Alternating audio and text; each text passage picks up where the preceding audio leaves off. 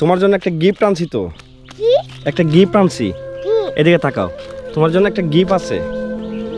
হ্যাঁ, এটা তোমার গিফট, এটা তোমার গিফট, হ্যাঁ এটা তোমার জন্য নিয়ে আসছে। কি এটা?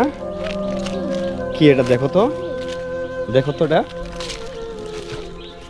তুলো তুলো তুলো, দেখো এটা কি। কি দেখো। গাড়ি হ্যাঁ, গাড়ি কি গাড়ি? ওমা, আমার কি গাড়ি ওমা, এটা কার গাড়ি? আমার গাড়ি হ্যাঁ, আমার গাড়ি তোমার গাড়ি? হ্যাঁ কই পাইছো? মানে ও, এটা ভাই দিদি এই যে তোমার গাড়ি। হ্যাঁ, হ্যাঁ তোমার গাড়ি এটা। হ্যাঁ বাইসি এটা বাইসি হ্যাঁ, এটা বাইসি কি পাইছো?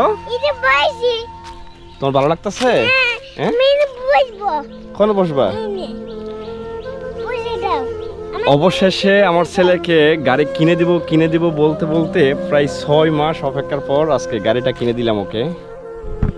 আর বর্তমানে এমন একটা পরিস্থিতির মধ্যে আমরা দুজন আছি, আমরা আর বাপ আর হচ্ছে বেটা। আমাদের রান্নাবান্না আমরা নিজেরাই করে খাওয়া লাগতেছে। আর ছেলেকে ঘুম পড়ানো হতে নিয়ে, গোসল করানো হতে নিয়ে, খাওয়াই দেওয়া হতে নিয়ে, পেখানা পেশরাপ সব কিছুই আমি করতেছি ওর মার দায়িত্ব নিয়ে।